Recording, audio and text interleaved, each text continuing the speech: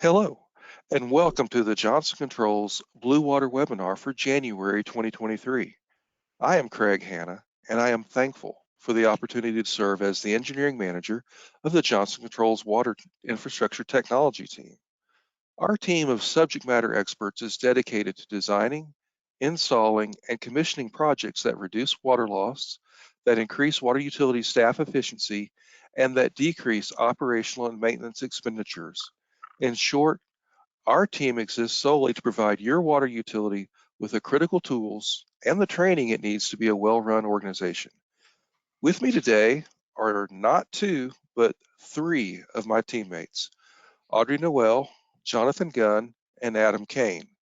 Audrey's having technical problems right now, and she'll be joining us shortly, but she is the director of our water infrastructure technology team, and she has 7 years of water industry experience. She has a Juris Doctorate with an emphasis in environmental law and decades of experience in operations. And she leads our team from the sunny shores of Huntington Beach, California. And she also depends on our other teammate, Mr. Jonathan Gunn, who offices on the opposite side of the country from her in Canandaigua, New York. So Jonathan, would you please tell us a little bit about yourself? Yeah, good morning and Happy New Year. It's probably been a few weeks since anybody said Happy New Year to you, but this is our first webinar of the year, so Happy New Year. And thank you, Craig. Again, Jonathan Gunn, I'm a market manager with the water infrastructure team. I have 13 years in the industry, and like Craig, I'm very involved with the American Water Works Association. I currently sit as the chair of the Customer Metering Practice Committee, chair of the C712 subcommittee, and I also co-author a number of manuals, publications, and articles.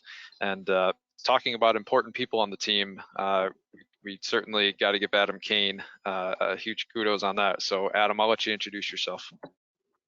Yeah, thanks, Jonathan. My name is Adam Kane, and I'm proud to be a part of this Johnson Controls team.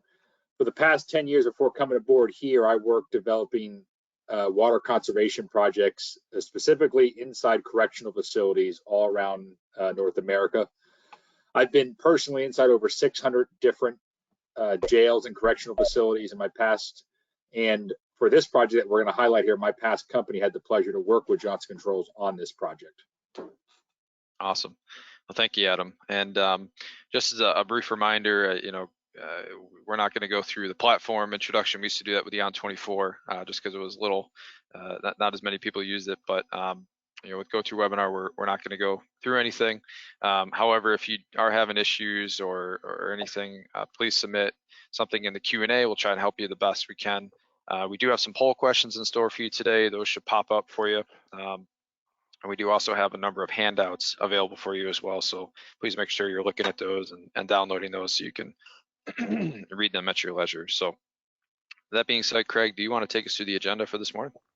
Yeah, thanks, Jonathan. I'll be glad to do that.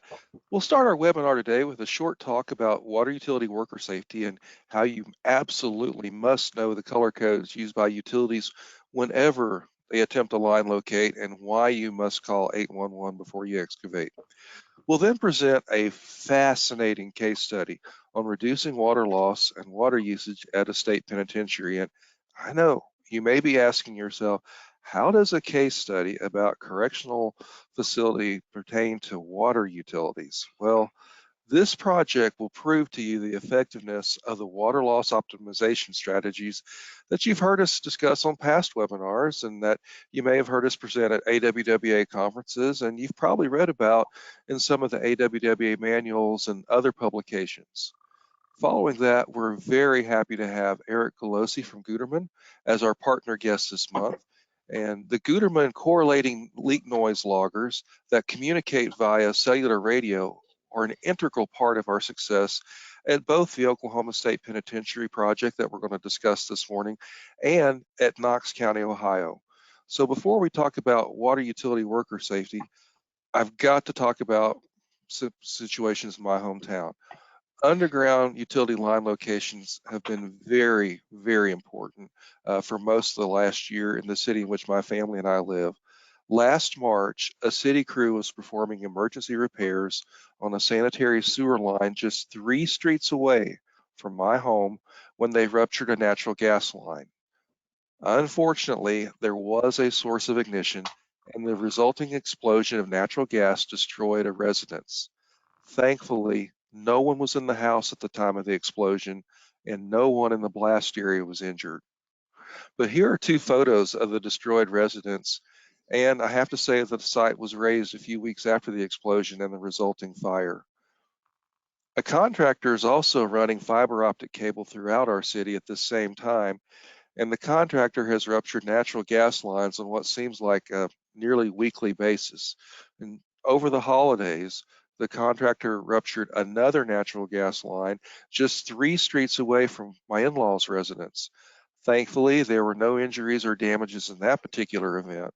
But I have to say, the Common Ground Alliance states that there are 700,000 underground lines struck each year, and I thought that it would be a great time for Audrey to remind us about knowing our colors and calling before we dig. So Audrey?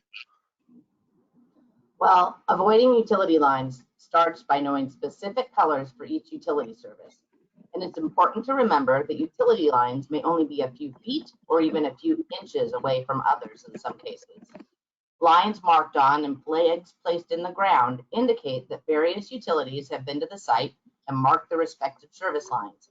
We provided you with a handy table that lists the color that's associated with each utility. Occasionally, a locator may have a false positive and will need to cover up a previous marking so it doesn't become confused with the correct marking. Some locator crews will use black spray paint to cover up incorrect line locations. It is the responsibility of the excavation crew to maintain marks that may be removed during excavation. Some excavators use offset markers to clearly mark the location and direction to the utility to which they are referring. Weather and traffic can make it difficult to see where the utility markings are located. If this is the case, don't guess. Call 811 for a remark. Yes, the project may be delayed for a couple of days, but for your safety, the safety of the public, and the avoided cost of property damage, it is well worth the delay. Although utilities are usually given 2 to 3 days to mark their lines before an excavation begins, we all know that a main break requires an immediate excavation and repair. When that happens, take the following steps. First, verify that 811 has been notified that an emergency excavation is needed. That agency will begin to contact the other utilities and have them shut their lines. Second, your crews need to close all the valves and any other controls on the damaged water line. Third, your crews should wait a reasonable amount of time before excavating. The determination of what exactly is a reasonable time should be made by a supervisor who carefully considers the immediate threat to life or property. And finally, use tolerance zone non-invasive or soft digging. Per 811, the excavation tolerance zone is comprised of the width of the facility plus 18 inches on either side of the outside edge of the underground facility or horizontal plane. And remember to treat all lines as if they were live. What should a water utility crew do next if they accidentally strike a utility line while excavating? The next step depends on the type of utility line that was struck. For fiber optic lines, never look directly at the cut section. It can produce light capable of damaging your eyes. If a natural gas line is struck, immediately excavate or evacuate and secure the area. Call both 911 and the natural gas provider. Your crew should carry the emergency contact number for the natural gas provider with them. Next, remove any potential sources of ignition, which means turning off all equipment, including engines, pumps and motors, phones, and two-way radios. Don't attempt to smother the leak by filling the area over the cut line with dirt. It's much safer to allow the natural gas to dissipate into the atmosphere. And lastly, if the gas leak is on fire, just let it burn. Do not attempt to extinguish the fire. If an electrical line is struck, immediately call the power company so they can de-energize the line. If you're on a heavy piece of equipment, such as a backhoe, stay on the equipment until you're sure there is no current flowing through the machine. And if you absolutely must get off the machine, jump off and land on both feet. Don't step off the machine because you could complete the circuit. Do not touch the ground and the machine at the same time. Never touch or pull an injured coworker off the electrical line because you could become part of the current. If necessary, use a non-conducting rod, such as a fiberglass pole, to move the line away from the injured coworker. And lastly, there is no such thing as accidentally nicking a utility line. Anytime that a utility line is struck, you must report it immediately to the appropriate utility and to the 811 call center.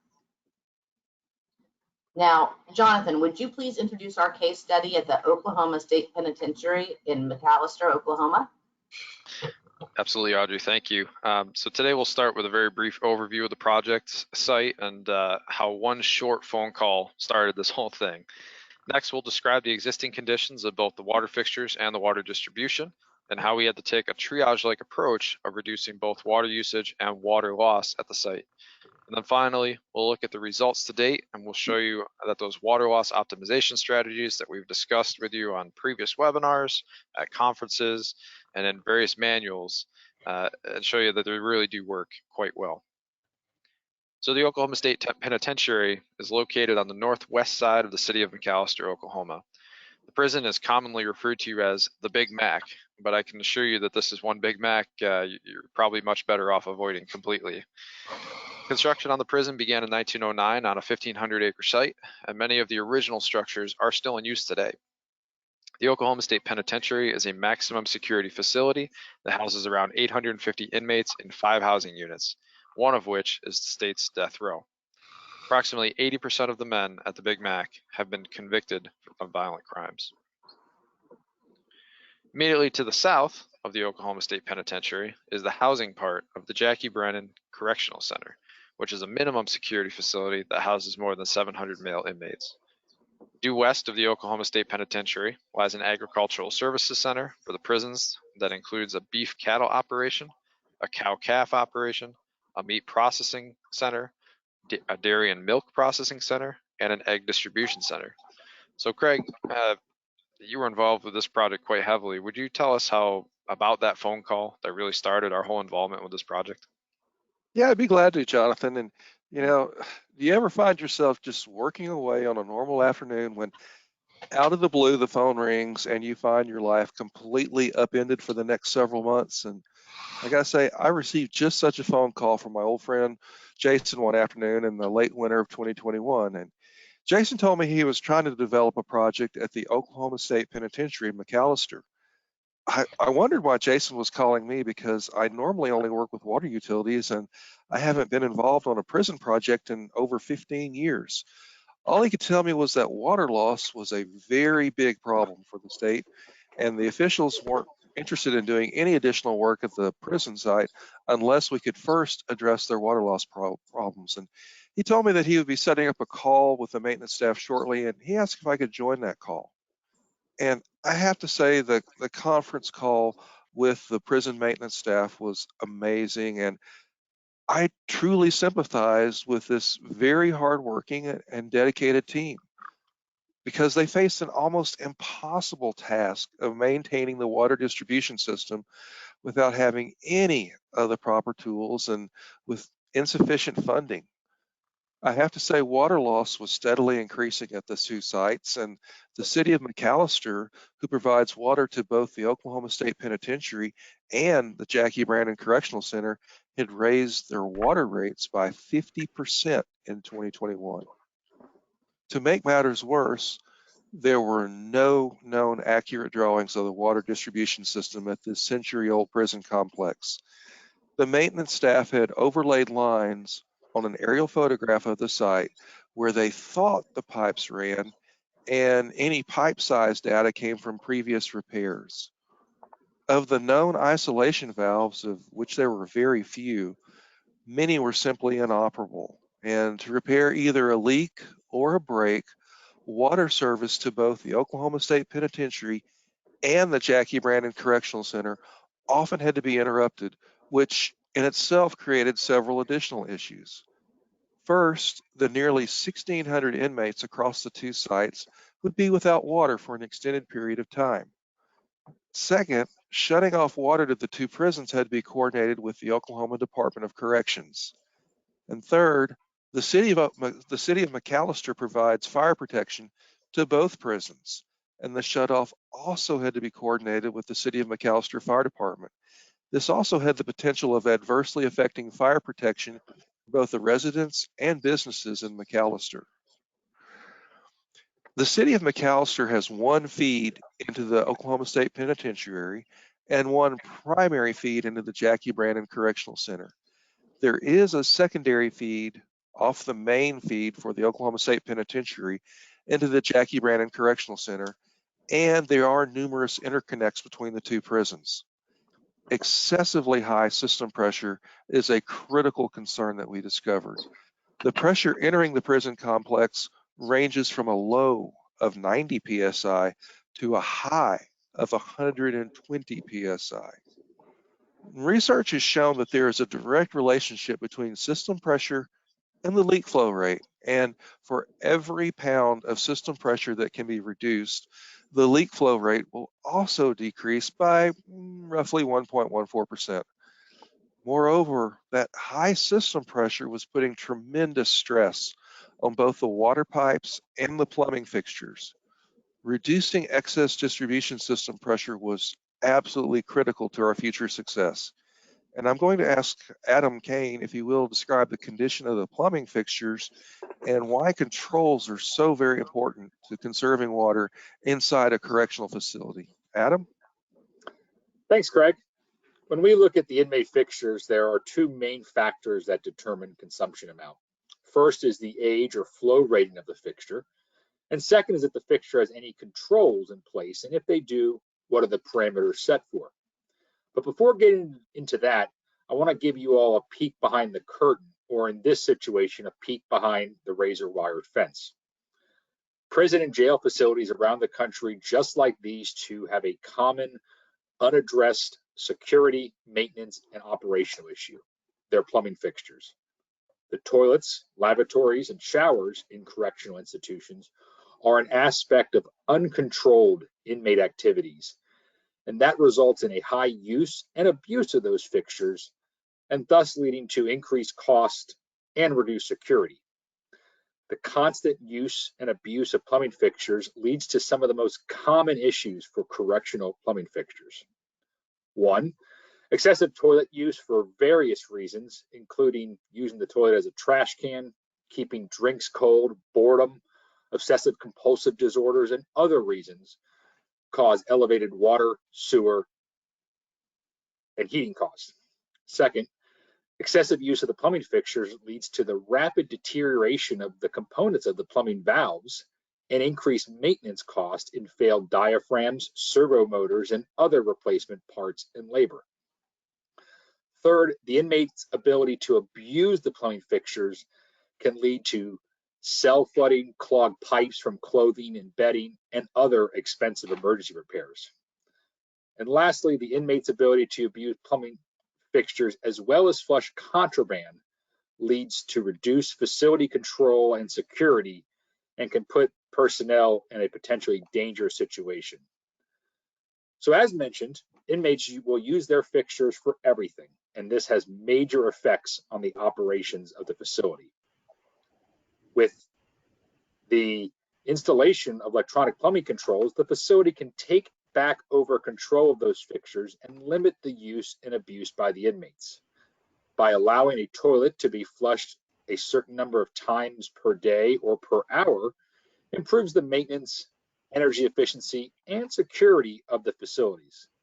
At both of the sites, the existing fixtures were a combination of a standard stainless steel correctional grade fixture, as well as a residential or commercial style fixture that many of you all are used to. Many of the diaphragms were not operating properly due to age and lack of preventative maintenance, which allows for excessive water flow well above for what the fixtures are rated for. Now that I've shared a little information about the use inside the walls in the cells, Craig, would you proceed to speak about the pipe distribution and the water leaks? Yeah, Adam. There was no active leak detection program at the site, but that was primarily due to a lack of both the proper tools and staffing issues. Leaks would most often go unnoticed until there was either a blowout that created a veritable geyser of water, or the water percolated to the surface and formed a visible pond. And as you can see from the images at the right, those 3 sections of pipe needed to be replaced, but the necessary funds were never allocated, and the maintenance staff had no choice but to place one repair clamp right after another. We also heard a rumor that there was one section of pipe that consisted of plastic electrical conduit that had been glued together, and with a system pressure ranging from 90 psi to 120 psi, we surely hoped this was only a rumor. Now, this begs the question, why should you not use plastic electrical conduit for water pipe? Please enter your answer to this poll question on your console.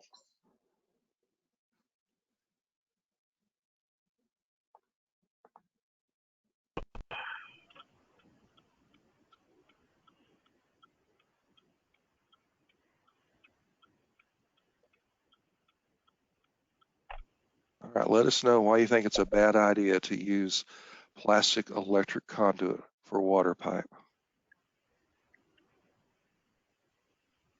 All right. Well, let's see what your answers are. I'm going to close the poll. So why should you not use plastic electrical conduit for potable water pipe? For one, plastic electrical conduit does not meet the AWWA C900 standard for polyvinyl chloride or PVC pressure pipe and fabricated fittings. Plastic electrical conduit also is not pressure rated, and plastic electrical conduit is designed for electrical wires, not for conveying potable water. Thus, if you marked E, that is the correct answer to this question. And I'm now going to ask Adam to describe the level 1 emergency measures that we had to take in our trauma-like approach to the plumbing fixtures and the controls. Adam? So as Craig had mentioned earlier, this whole project depended on us wrapping our head around the water loss distribution system issues. But before we jump into the details of this project, let's remember what normal operations are like inside these facilities. As I earlier discussed, you can't look at these facilities and compare them to anything like a typical commercial or school type facility. In a correctional facility like this, we see most of the water usage coming from the inmate fixtures. Therefore, the scope of work inside the buildings was focused on reducing water consumption at the fixture level. Through our very thorough audit of the inmate fixtures, we designed a scope of work that would best reduce wasteful consumption while also increasing the reliability of the plumbing system. The Oklahoma State Penitentiary and the Jackie Brannon Correctional Center combined had over 600 inmate toilets and sinks, as well as over 150 showers. The picture on the left is of an inmate dorm style sink, which is just a conventional 4-inch center set faucet. The lavatory stems have leaks due to age, abuse, and constant use. Because these plumbing fixtures are not designed for use at a correctional facility, these faucets will continue to require significant maintenance and replacement.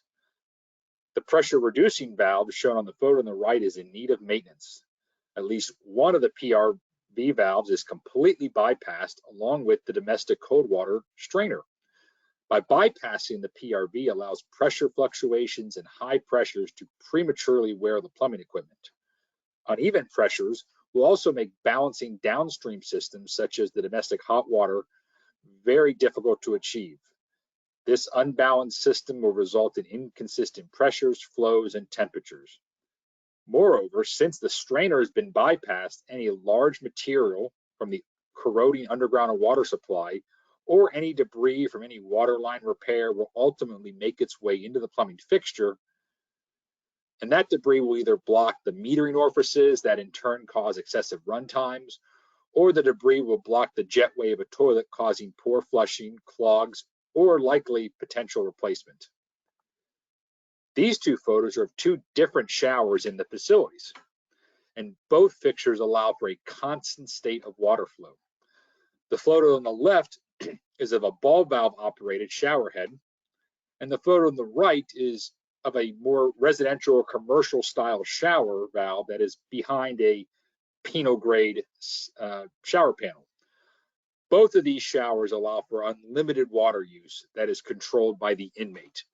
Both are also a high security risk, as in a correctional facility, everything needs to be lignature or anti-suicide resistant. So as previously mentioned, the scope of work was focused on reducing water consumption at the fixture level.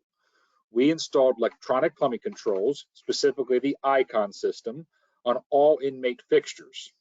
These controls instituted a flush lockout after 2 consecutive flushes, which stops the constant flushing of the toilets and improves the security and overall operations of the facility. Due to the age and condition of the existing showers, many of the shower units were completely replaced with custom fabricated stainless steel shower panels with electronic valves. Those new stainless steel shower enclosures increased the security of the facility, and the electronic controls in the showers provided a preset runtime for all showers. No longer could the inmate turn the showers on and leave them running while no one's using them. In summation, these measures alone reduced water consumption over 35% at the fixture level and resulted in a 15% overall site reduction. Craig, would you please describe the process that you and your team used to reduce water loss across the distribution center at these 2 sites? Yeah, certainly, Adam. This is our emergency level 1 emergency triage approach right now. And as Adam explained, installing the water conserving fixtures and controls made a significant impact on reducing water usage at the 2 prisons. And while he and his colleagues were busy developing the water fixture and controls portion of the project, I was also tasked with finding ways to help the maintenance staff to quickly locate leaks and breaks in the future. The first step in any problem is to define it, which meant that we needed to create an accurate map of the water distribution system, or a water atlas, if you will. Our team used a combination of listening devices, correlators, and line locators to create this water atlas. We recorded the GPS coordinates and then entered all of the collected data into the City of McAllister's GIS. Whenever we detected a leak, we excavated the site and made the repair. We would then resurvey that same area within 2 days to confirm that no new leaks had been created. We also attempted to exercise each isolation valve, and by combining the repair history of the pipes, the findings from the water atlas, and by recording the number of turns required to close a valve, we were able to determine the sizes of the pipes and the base pipe material. My next goal was to insert new isolation valves at strategic locations across the 2 prisons so that the maintenance staff could isolate the individual segments of pipe for leak and break repair, and thus avoid interrupting water service to the 2 prisons. And yes, we really did find a section of plastic electrical conduit glued together for water pipe that was in the cattle feeding area. And given the high system pressure there, we were very surprised to discover that there were no leaks in that section. The maintenance staff told us that many of the existing isolation valves were inoperable, and we confirmed that. Instead of just replacing those valves, however, we chose to insert new valves adjacent to the old ones. At several locations, the existing pipe was in such poor condition that it literally crumbled when we attempted to insert a new valve, and we had to replace that section of pipe as well. Ultimately, we inserted a total of 33 new valves of various sizes across the 2 sites.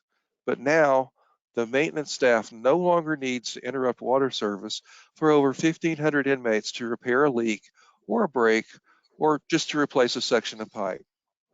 And as expected, the creation of the water atlas did require us to adjust both the quantity and the locations of insertion valves from our original plan.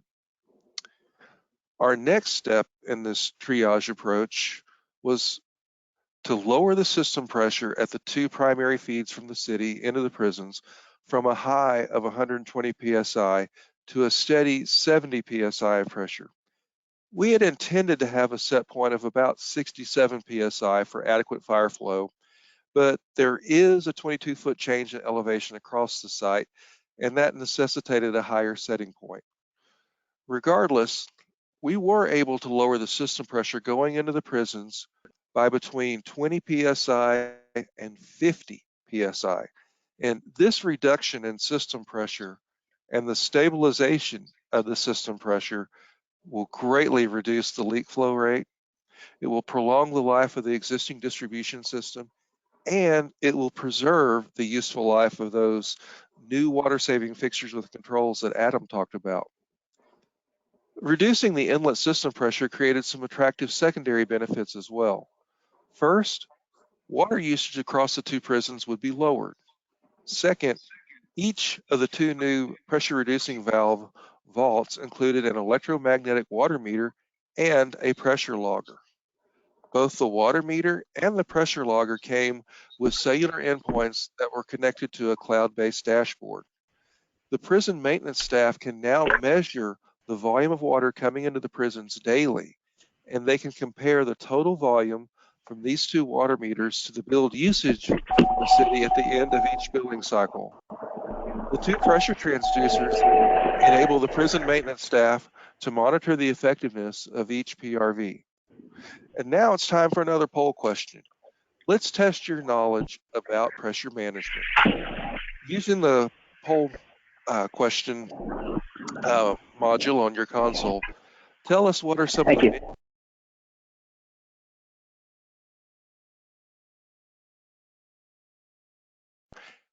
the many benefits from reducing excess distribution system pressure? Please enter the correct answer on your console. So tell us, what are the benefits from reducing excess distribution system pressure?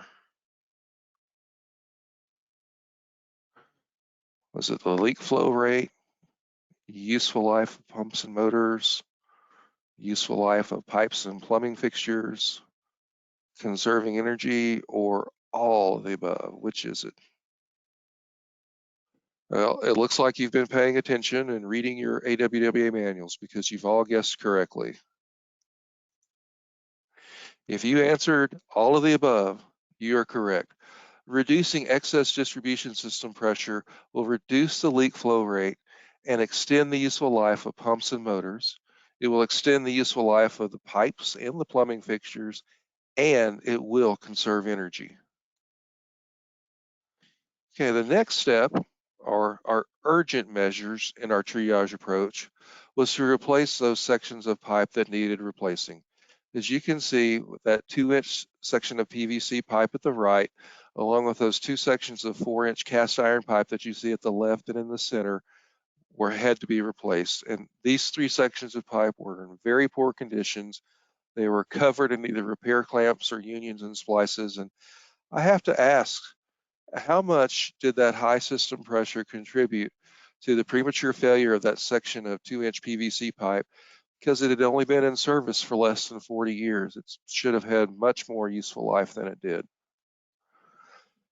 We also discovered a 1,500-foot long loop of 4-inch steel pipe that you can see outlined in blue on the image and to the right that had to be replaced. This 4-inch steel pipe literally crumbled when we attempted to insert a valve on the section between the main and the loop. And the resulting blowout created a spectacular geyser of water that our project manager said was about 30 feet in the air. Our project manager then noticed that all the grass around the loop of pipe was lush and thick and green.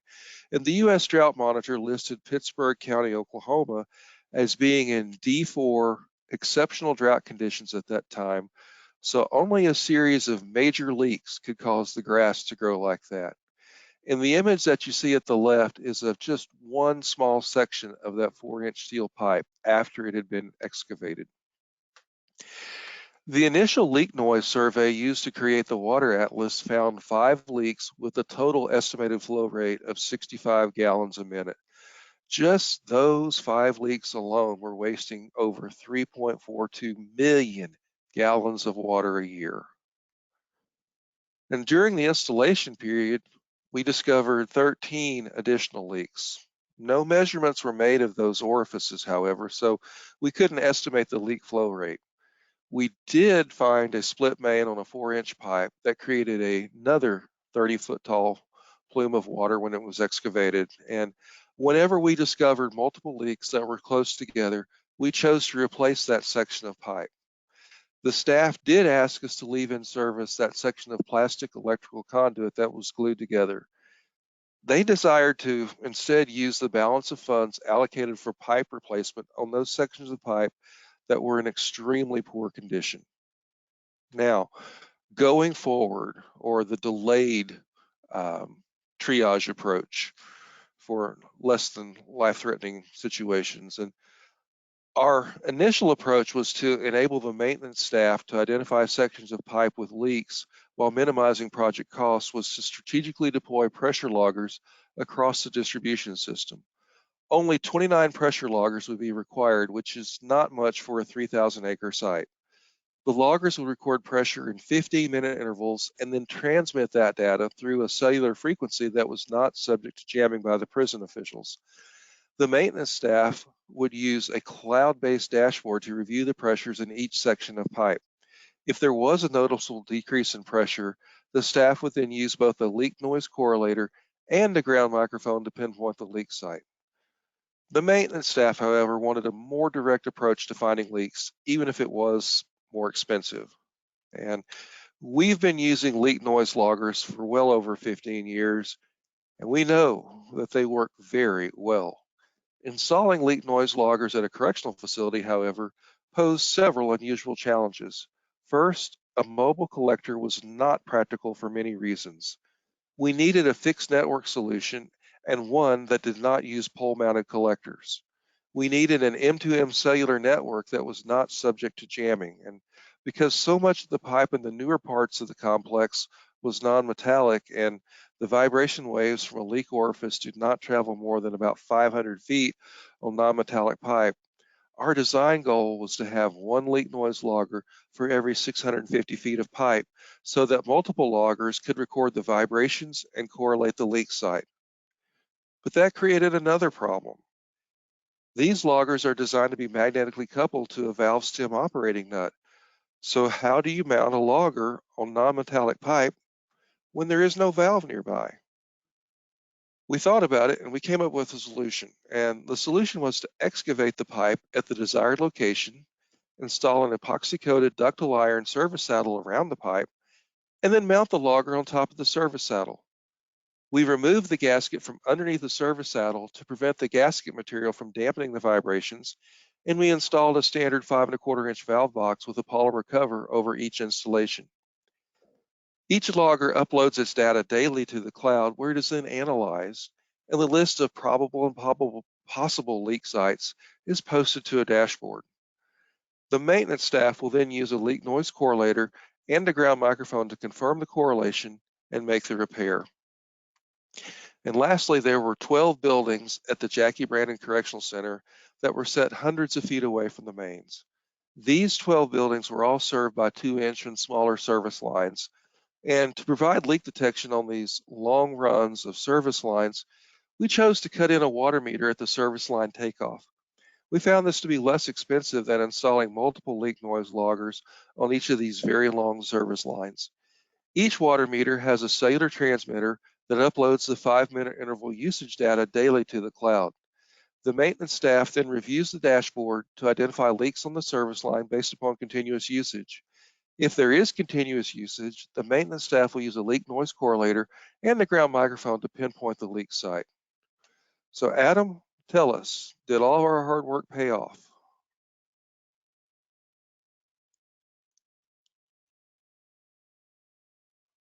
Sorry. Well, So the average monthly usage from July 2022 to March 2022 was just over 9 million gallons. And the installation of the inmate water fixtures and controls commenced in February of 2022. And one can see that these retrofits were already beginning to make an impact by April. This scope of work was completed in the middle of July. And as stated, these measures alone were intended to reduce water consumption over 35% at the fixture and have indeed resulted in a 15% or more overall site reduction at the site. Yeah, and construction on the distribution system improvements started in June of 2022, and repairing the leaks and the breaks in the distribution system piping, replacing the sections of pipe that were in poor condition, and stepping down the system pressures from a high of 120 psi to a steady 70 psi clearly combined to significantly reduce water usage. Between August and December of 2022, there has been a total savings of 24.2 million gallons of water across the two sites from the average monthly pre-retrofit usage.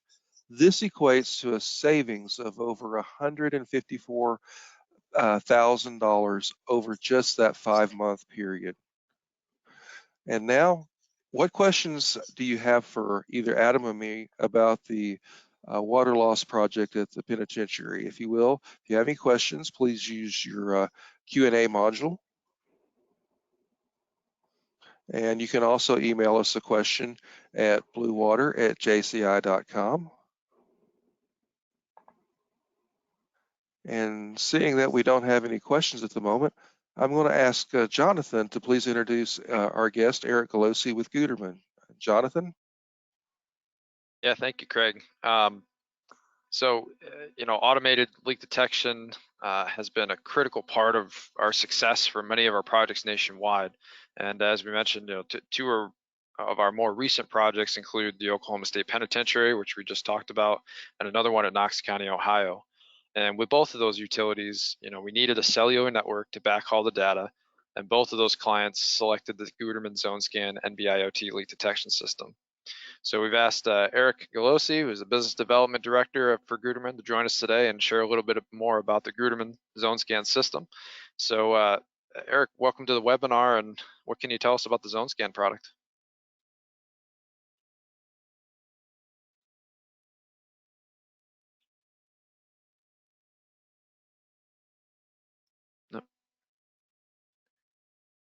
Eric, I believe you're muted. I think you're muted. There we go. Okay, there we go. Hello. Yes. Again, I am Eric with Gutermann. We provide a full range of leak detection equipment for a range of applications, including institutional, such as the prison, as well as municipal water systems and water supply piping. What we have as part of the project was installed in the prison were what you see here, the ZoneScan NB-IoT correlating leak logger.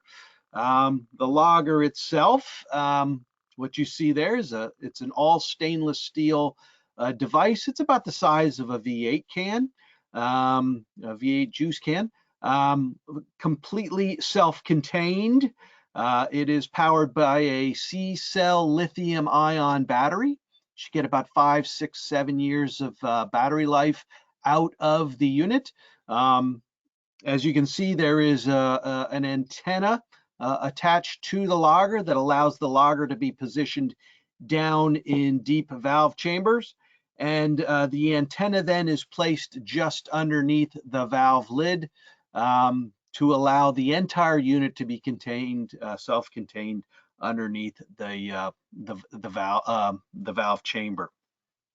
But before I talk a little bit more about the details of the logger and how it works and how the data is being analyzed, as you see in our presentation here, these ZoneScan loggers are being positioned on the piping system that supplies the building of the prison. And if we can go to the next slide here. Basically, what you're seeing here is the AWWA water audit worksheet. These loggers can again be very useful for use in an institutional setting, but also scaled up to a municipal setting. And water loss, we're talking about various levels and types of water loss today. A lot of the water loss at the prison was done through was lost through the fixtures, the spigots, the shower heads, the toilets. But a tremendous amount of water loss can also be experienced through the piping system. So for water authorities looking to reduce water loss, you're basically looking at two sides of the equation: the customer side of the water meter, leaking toilets, leaking showers, as well as the municipal side of the water meter, which is the pipe network. Water authorities or any user of water can use the AWWA a water audit worksheet to begin getting a grasp of how much and how that water is being lost throughout their system. And it can be an eye-opener for many water authorities once they go through this process and realize that just having a customer fix a leaky toilet may not be nearly enough action to address their water loss use. There is a tremendous amount of water loss occurring on the authority side of the water meter, and this AWWA water audit easily walks you through that process, so you can begin to get an idea of the actual real numbers that you're dealing with. So if we can move to the next slide then. Back to the ZoneScan ZoneScan logger. I affectionately call it our logger. Basically, the logger is powered, it does its communication through the NB-IoT network. Each logger has a SIM card installed in the logger, and it will communicate to the network once a day. Basically, these loggers, they are designed to listen for leaks on the pipe as they are sitting down on the valve, the valve nut, as you can see in my illustration here. They will do generally 1 hour of listening each day, typically at 2 a.m. in the morning. Those are your best hours for getting quality sound. System usage is usually down at 2 or 3 a.m. in the morning.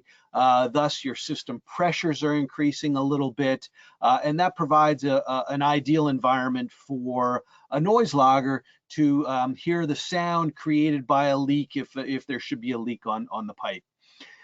Once these loggers complete their hour-long listening and have accumulated their data, the logger then will send its data through the NB-IoT, the narrowband network, directly to the Gutermann cloud services or our server, and that is a seamless transition then from the logger to the server. As Craig mentioned earlier, there are no substations or collection units on poles. This is the logger talking directly from underneath the valve lid to the Gutermann cloud services. That logger then is sending its data to the server.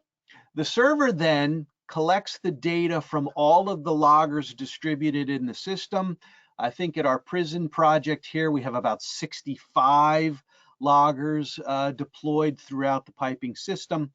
The cloud then, or the server, gathers that data and then begins its analysis process and presents it to the user then. By about 6 in the morning, the user can log on to what we affectionately call ZoneScan Net. They can log on and take a look at their data. And if I can share my screen now, I will actually show you what that real data looks like. All right. I handed it over to you. There you go. All right. Let me get rid of stuff here. And I think you guys should be seeing my screen right now. Yes. Yeah, we see the Gutermann cloud. Great. Okay, so this is what the Gutermann cloud looks like. I affectionately again call it ZoneScan Net. And this is what the end user sees when they log on. I am using a project. We are going to look at real data from a customer who has granted me permission to show their data. This is located over in my home state. I'm in Pennsylvania right now. Basically, what you're seeing on the data is the display of the loggers, and I'm going to basically turn on the loggers so you can see what that looks like. So as you can see on the map, your data is displayed in overlaid on Google Maps, and you are given your list of loggers. You can see on the right-hand side of the screen here a list of loggers. And they are presenting a leak score number each day, which is basically the loudness or quietness of the leak that they're hearing. You can see the loggers are GPS positioned on the map. As I zoom in on the map, you can see the little green dots representing the placement of the loggers. Also, the customer then will overlay their GIS data, which I will now turn on so you can see that. So now you can see the GIS data. This is the piping network provided by the customer, showing the lay and the material and diameter of the pipes. And you can see also this customer displays the green lines of the service lines. So now you can see our loggers situated on a pipe network, and the logger noise. And then finally, the beauty of the whole system is we call these loggers correlating leak noise loggers, because not only do they hear noise or the loudness of the leak, but they do have the ability to correlate and pinpoint the exact location of a leak.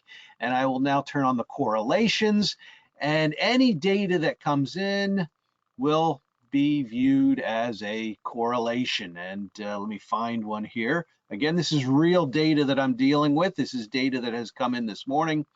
So as you can see now, our correlations are displayed, what I call blister spots. Let me find a good blister spot here in their system.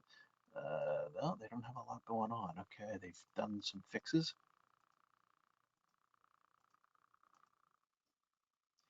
So the leak then appears as a blister spot, as you are seeing here, and I can actually do a street view. And let's find where that leak is. There it is.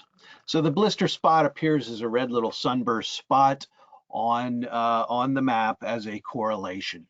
And now the water operator has a very precise and specific location where this leak is heard from the data that came in. The water operator then can do a quick correlation report, print out or email a report that gives you all the necessary information to go out and to dig the leak. You can see this leak is located at 937 Chestnut Street, and it is located 423.2 feet from the one logger and 47 feet from the other logger. All correlations are done between two loggers, so your correlation report will always give you the distance of the leak from both of the loggers that are providing the correlation data. And in this case, you can see those distances. So that is a report then that the water operator can print out and take out into the field, and basically go to 937 Chestnut Street, wheel measure off between the valves where the loggers were placed, and come up with a spot on the street of where the leak is situated. And as you can see, I can zoom out here. I can turn off the pipe network to get a clearer idea. So you can see very quickly how a water operator with loggers deployed throughout their system, how quickly they can get a daily analysis of what's going on in their system. And as I mentioned, logging on about 6 or 7 o'clock in the morning, this data becomes active and available for you to view. And again, this is data from last night at 2 a.m. 2 a.m.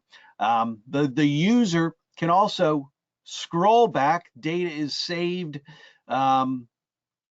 each day on ZoneScan Net, so the user can scroll back as far as they want to take a look at previous days worth of data and easily toggle forward back to today's date.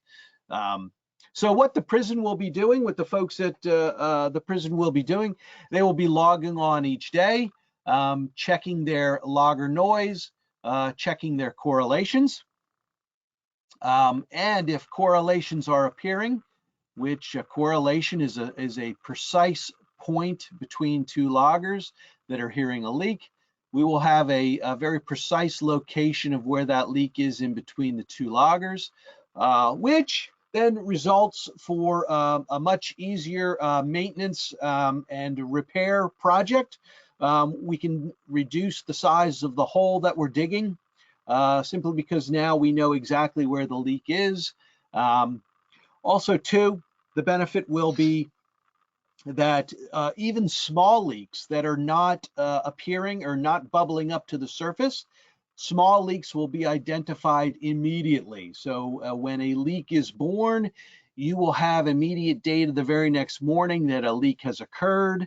And that leak data then will appear day after day after day until the operator schedules the maintenance and the fix of the leak. So the folks at the prison then will be able to begin addressing their leaks well before they become much larger problems where you're losing a tremendous amount of water and water is bubbling up and creating green grass and a much bigger problem at that point.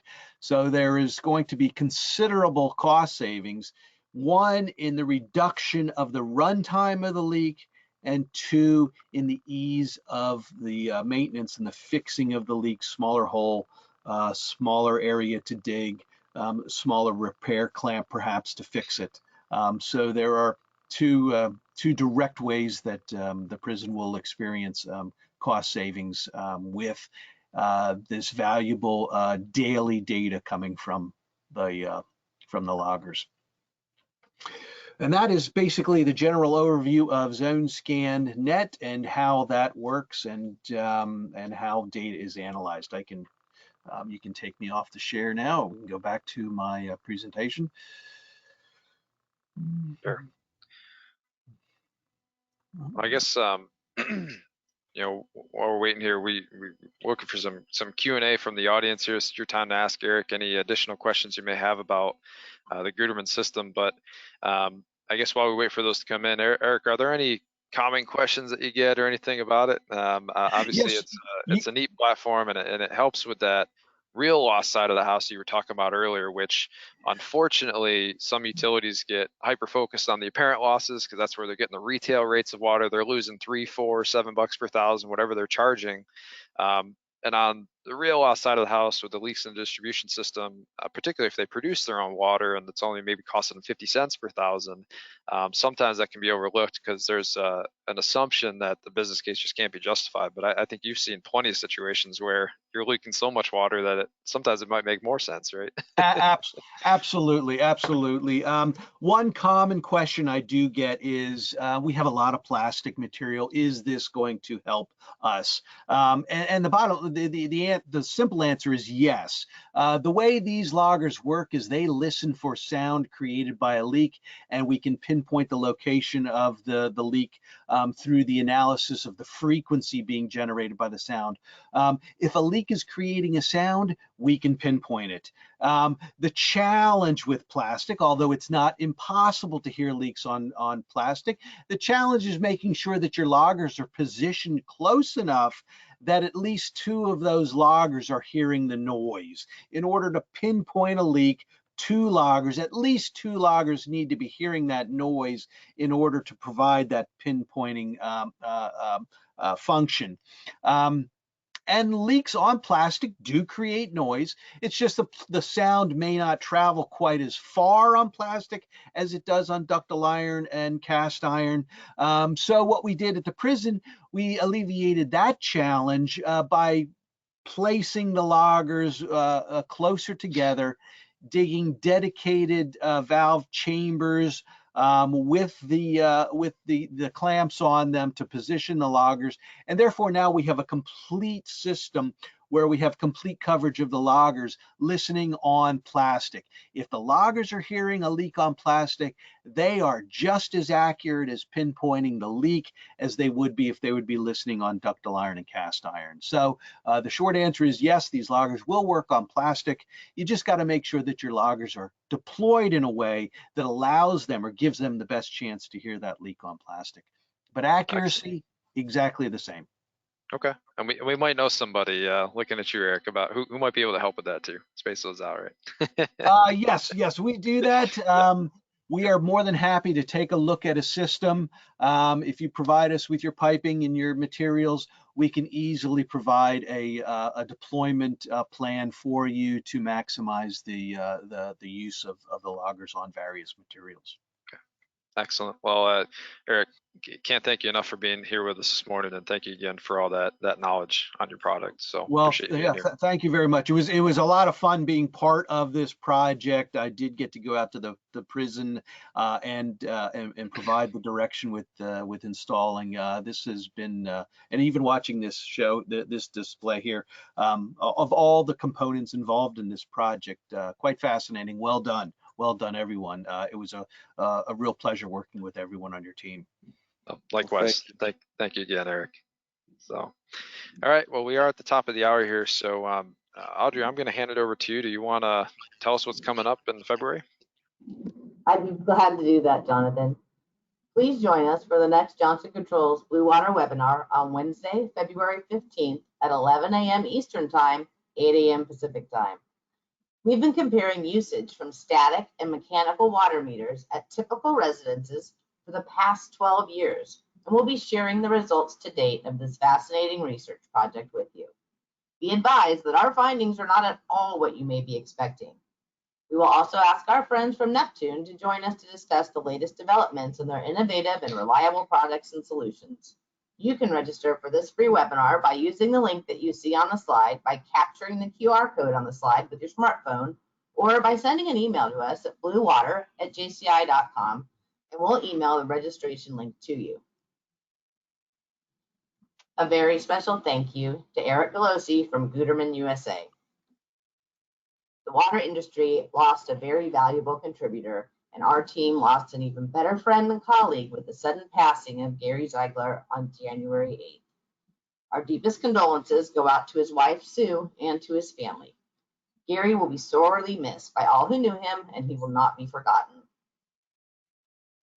We want to remind you to please invite your friends and colleagues to attend the Blue Water webinars, and to please submit topics that you would like for us to cover in future webinars. We want to know what's important to you and your utility. You can contact us at bluewater@jci.com. Thank you for attending the Johnson Controls Blue Water webinar today, and we look forward to seeing you again on February 15th.